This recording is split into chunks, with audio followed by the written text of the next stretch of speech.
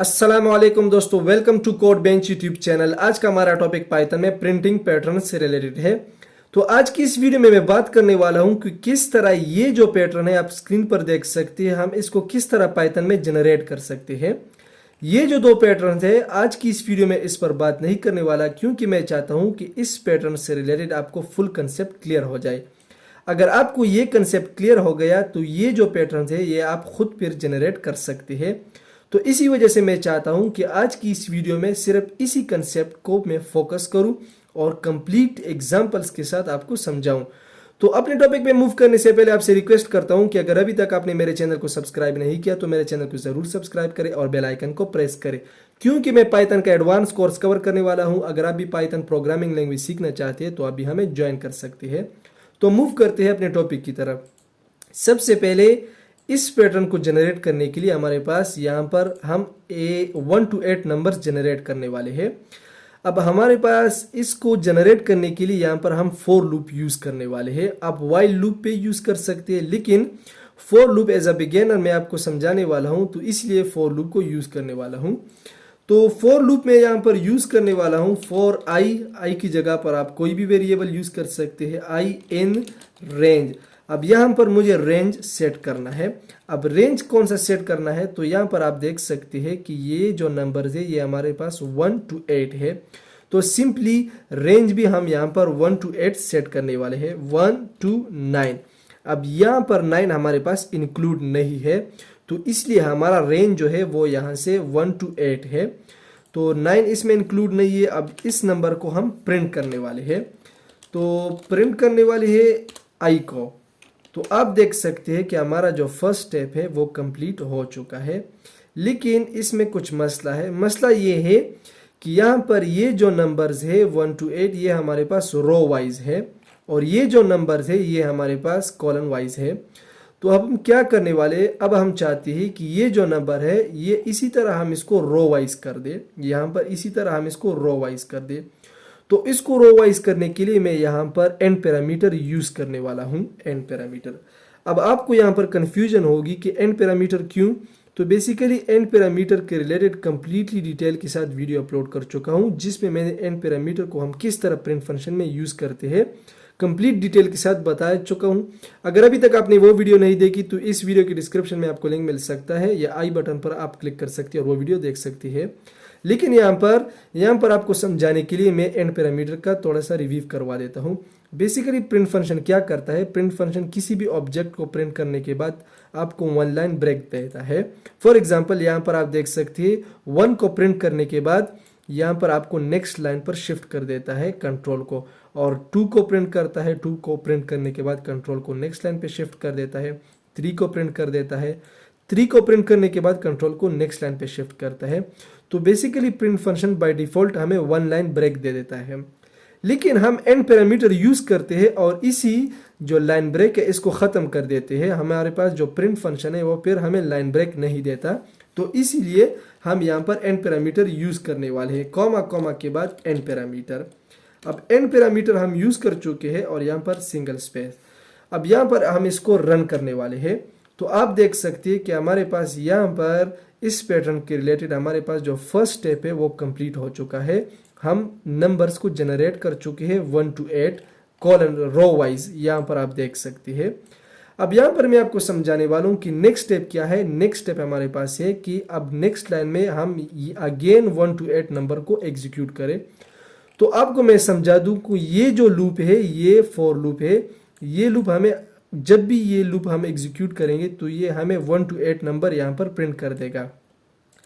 तो ये लूप हम यहाँ पर 1 टाइम इसको एग्जीक्यूट कर चुके हैं और ये हमें यहाँ पर 1 to 8 यहाँ पर प्रिंट कर चुका है। लेकिन मैं चाहता हूँ कि ये जो नंबर्स है ये अगेन नेक्स्ट लाइन में भी प्रिंट हो जाए।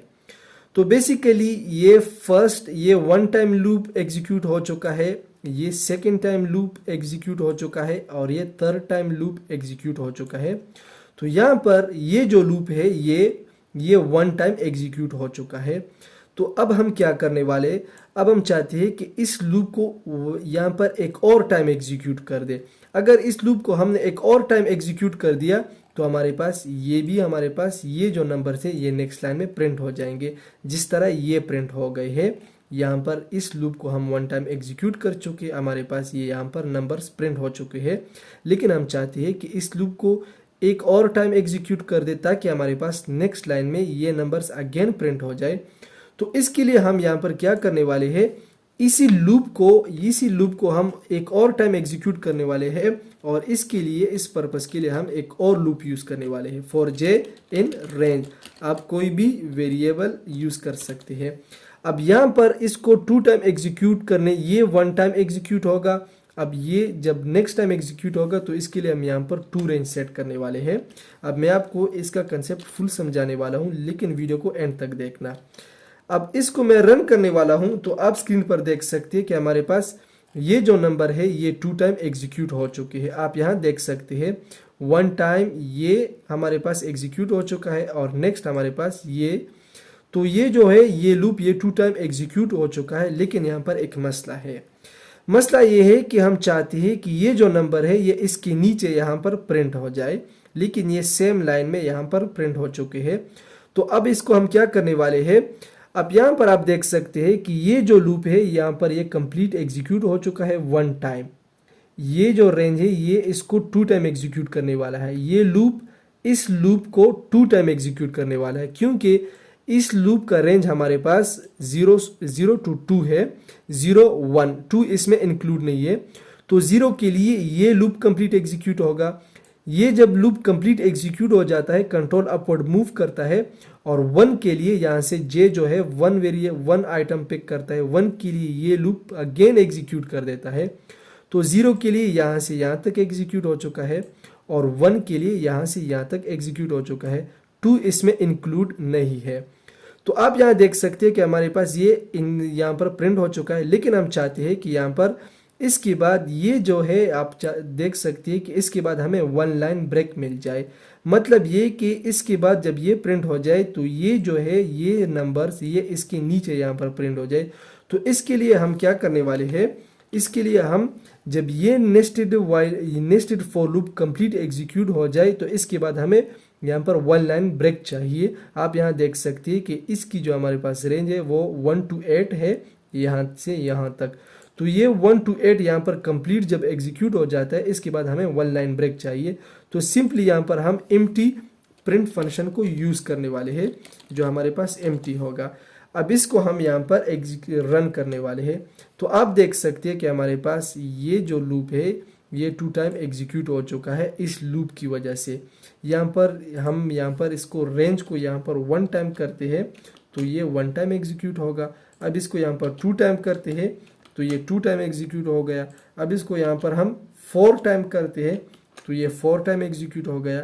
अब इसको यहाँ पर हम 8 टाइम कर देते हैं तो ये जो देख सकते हैं कि ये हमारे पास ये जो पैटर्न है ये कंप्लीट यहाँ पर हमने जनरेट कर दिया। तो सिंपली यही कंसेप्ट है कि किस तरह हम इस पैटर्न को फॉर लूप के थ्रू पाइथन में जनरेट कर सकते हैं। अब यहाँ पर मैं चाहता हूँ कि ये जो नंबर्स है इस नंबर्स को मैं रिप्लेस कर दूँ और यहाँ पर मैं स्टेरिक या किसी और सिंबल को डॉलर सिंबल को यहाँ पर प्रिंट कर दूँ। तो बेसिकली ये आई जो वेरिएबल है यहाँ पर इसको हम यहाँ से रिप्लेस कर देते हैं। तो यहाँ पर मैं स्टेरिक को प्रिंट करना चाहता हूँ तो यहाँ पर स्टेरिक को मेंशन कर दिया। आप देख सकते हैं कि हमारे पास स्टेरिक जो है वो यहाँ पर कंप्लीटली ये पैटर्न स्टेरिक के थ्रू यहाँ पर एग्जीक्यूट या जनरेट हो चुका है। अब यहाँ पर आप किसी और सिंबल को भी यहाँ पर मेंशन कर सकते हैं।